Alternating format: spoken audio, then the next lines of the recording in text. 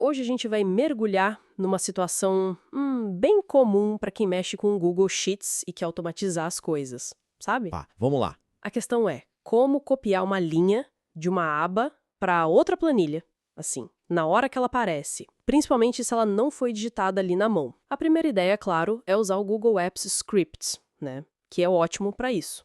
Exato. O pessoal geralmente pensa logo num gatilho, tipo o onEdit, para detectar quando a linha nova entra e copiar. Só que aí vem o pulo do gato. E quando essa linha não é inserida manualmente? O material que a gente analisou mostra várias tentativas, diagnósticos. O problema central parece ser esse: se a linha nova vem de uma fórmula, tipo a função query, ou então se ela é inserida por um sistema externo, via API. Os gatilhos mais simples, como o onEdit ou mesmo o onChange, muitas vezes simplesmente não disparam, não funcionam como esperado. É isso mesmo. O onEdit, esse onEdit e foi pensado para responder a edições manuais, do usuário ali clicando, digitando. Ele procura um tipo de mudança específico, sabe?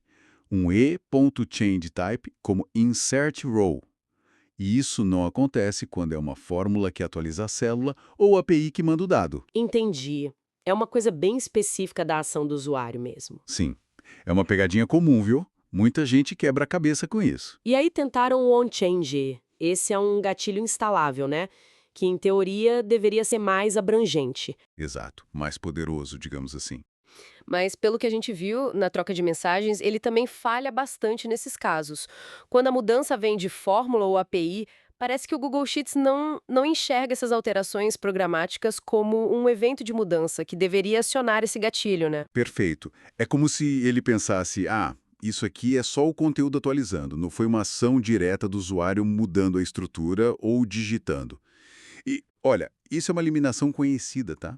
E é fonte de bastante frustração para quem desenvolve. Imagino. A documentação e a experiência do pessoal nos fóruns, tudo indica que, para garantir que a cópia vai rolar, não importa como a linha chegou lá, se foi manual, fórmula, API, a solução mais robusta mesmo, ainda que não seja tão imediata, é usar um acionador baseado em tempo.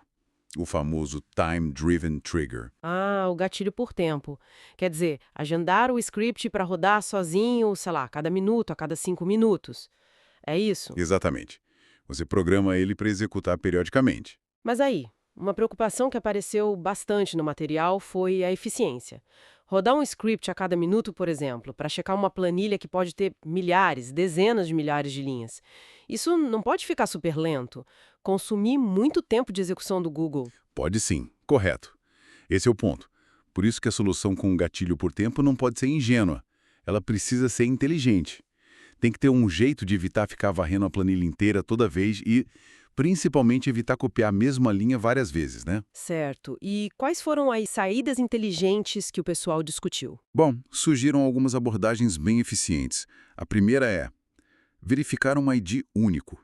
Se a linha que é inserida tem alguma informação que a identifica de forma única, tipo um código de produto, um ID de transação ou até um timestamp bem preciso.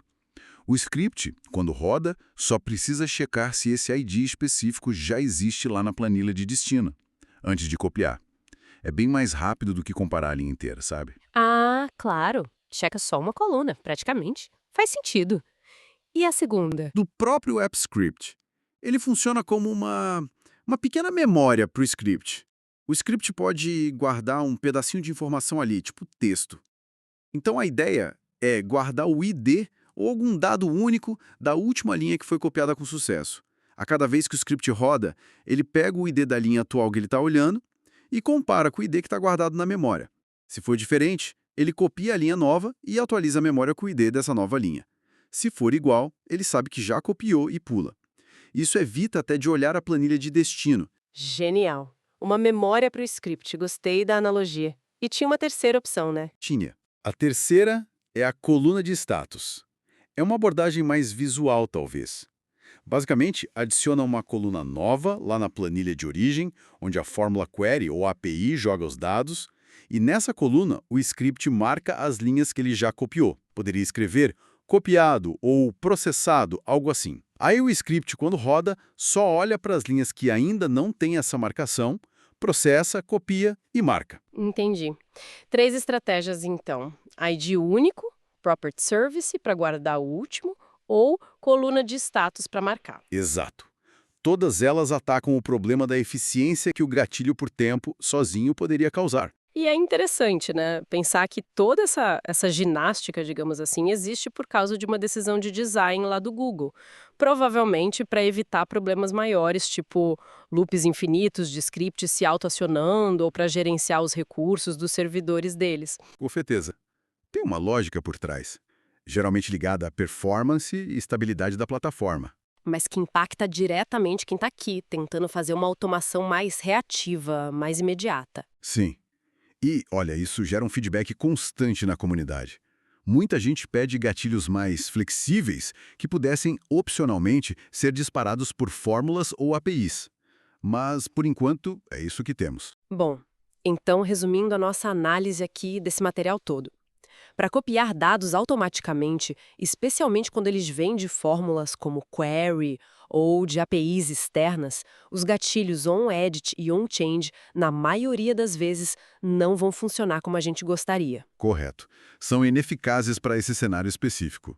A saída mais confiável, então, é configurar um gatilho por tempo. Agendar o script para rodar periodicamente. Isso. E ponto crucial, combinar esse gatilho por tempo com uma lógica esperta para não ter problema de lentidão, nem de duplicação de dados. Seja usando a checagem de ID único, seja usando o Property Service para lembrar o último estado, ou implementando a coluna de status para marcar o que já foi feito. Perfeito. Fica a reflexão, né? Às vezes, a busca pela automação nos leva a ter que entender muito profundamente não só o que a ferramenta faz, mas principalmente o que ela não faz ou as limitações dela. Exatamente. E como contornar essas limitações de forma criativa e eficiente. É aí que mora o desafio e muitas vezes a satisfação de fazer funcionar. É verdade. Como será que a gente pode antecipar melhor esses becos sem saída no design das plataformas quando a gente planeja nossas próximas automações, hein? Fica aí a pergunta.